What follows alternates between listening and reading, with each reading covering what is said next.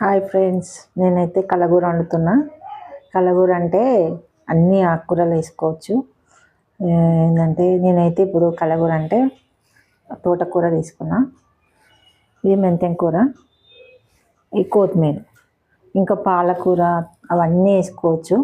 నేనైతే నాకు ఈ మూడే ఉన్నాయి కాబట్టి నేను ఈ మూడు కలిపి ఆకుకూర వండుతా. ఎంత మంచిగా టేస్ట్ ఉంటుందంటే అంత బాగుంటుంది. మీరు కూడా ఒకసారి ట్రై చేయండి. తోటకూర, కొత్తిమీర, మెంతి కూర ఇట్లా కట్ చేసుకున్నా. తోటకూర ఎంత తీసుకున్నా అని చెప్పలే కదా, నేనైతే తోటకూర ఒక 3 కట్టలు తీసుకున్నా, మెంతి కూర ఒక 2 కట్టలు తీసుకున్నా, కొత్తిమీర ఒక 2 కట్టలు తీసుకున్నా. ఇదంతా కట్ చేసి వాటర్లో ఒక 10 నిమిషాలు అట్లా నానబెట్టుకోవాలి. ఎందుకంటే దీనికి మందులు కొడతారు కదా, కొద్దిసేపు ఉప్పు వేసి నానబెట్టిన.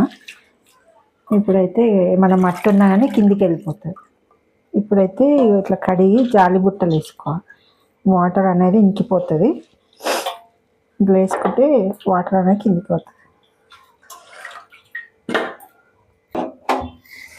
ఇప్పుడైతే స్టవ్ వెలిగించి బగోన్ పెట్టుకొని ఒక 3 స్పూన్లు, ఆకుకూరకి ఆయిల్ ఎక్కువనే ఉండాలి, అప్పుడైతేనే టేస్ట్ ఉంటుంది. నేనైతే ఒక 4 స్పూన్ల ఆయిల్ వేసిన. ఇంకా టమాటాలు వేయొద్దు ఈ ఆకుకూరకి, ఓన్లీ ఆనియన్ ఒకటే వేసుకోవాలి. ఆనియన్ నేను ఒక 3 తీసుకున్నా, ఇవి కట్ చేసుకున్నా. ఇప్పుడు ఇందులో వేసుకోవాలి.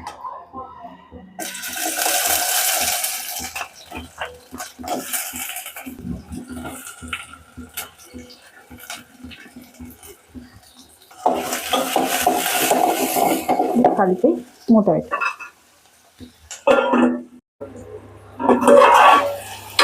ఇప్పుడైతే ఆనియన్ వేగింది, ఇప్పుడు ఆకుకూర వేసుకోవాలి.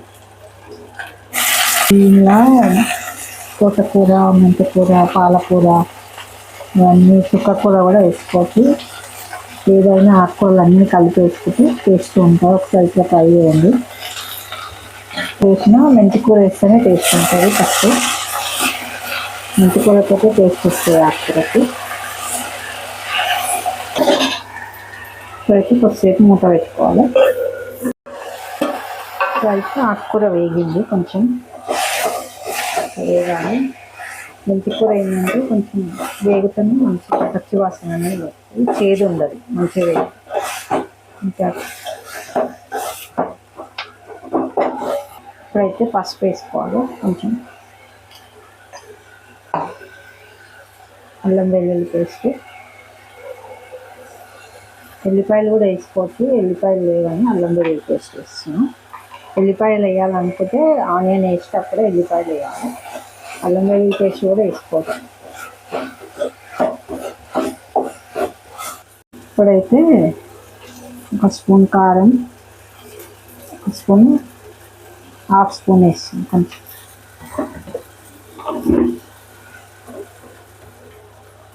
ఒక స్పూన్ ఉప్పు వేసుకోవాలి, ఎందుకంటే ఆకుకూర కొంచెం ఉప్పు ఉంటుంది, కొంచెం తక్కువనే వేసుకోవాలి. అయితే ఒక స్పూన్నర కారం వేసిన, ఒక స్పూన్ ఉప్పు వేసిన. వేసి ఇప్పుడు మంచిగా కలుపుకోవాలి. ఎక్కువ సమానం కావాలంటే అట్లా కూడా వేసుకోవచ్చు. ఉప్పు దోశ వేసుకోండి, ఆకుకూరలో ఉప్పు ఉంటుంది కాబట్టి ఉప్పు తక్కువ వేసుకోవాలి. కొంచెం అది 1.5 వేస్తే ఇది ఒక స్పూన్ వేస్తే సరిపోతుంది.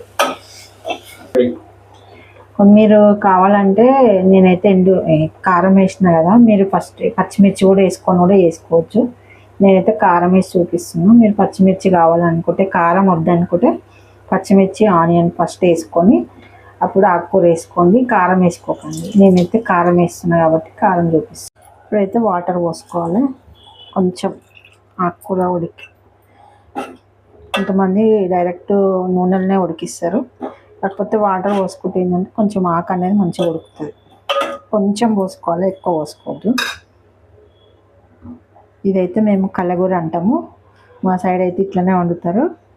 ఇంకా ఆకుకూరలు ఉంటే పాలకూర అవన్నీ ఉంటే కూడా వేసుకుంటాం, కానీ ఇప్పుడు లేవు కాబట్టి వేయలేనే. నేను కొత్తిమీర, మెంతం కూర, తోటకూర కలిపి వండుతున్నా. దీన్ని అయితే మేము కలగూర అంటాం. మీరేమంటారో కామెంట్ చేయండి.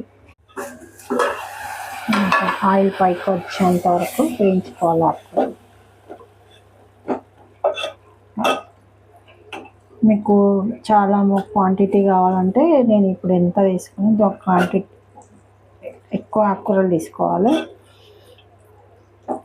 నేను 3 కట్టలు తీసుకున్నాను, మీరు 6 కట్టలు తీసుకోవచ్చు, 9 కట్టలు తీసుకోవచ్చు, 10 కట్టలు కూడా తీసుకోవచ్చు. క్వాంటిటీ చాలామంది ఉంటే అట్లా తీసుకోండి. కాకపోతే మెంతి కూర వేస్తేనే దానికి కలగూరకు టేస్ట్ ఉంటుంది. ఆకుకూరలు ఎక్కువ ఉన్నప్పుడు మెంతి కూర కొంచెం తక్కువ వేసుకోవాలి, దాంతోపాటు సమానం వేసుకోవద్దు. ఇక రెడీ అయిపోయింది కలగూర. లైక్ చేయండి, షేర్ చేయండి, కామెంట్ చేయండి. మా వంటలు మంచి మంచి వీడియోస్ వస్తాయండి. మా ఛానల్ సబ్స్క్రైబ్ చేసుకోండి. బాయ్ మరి.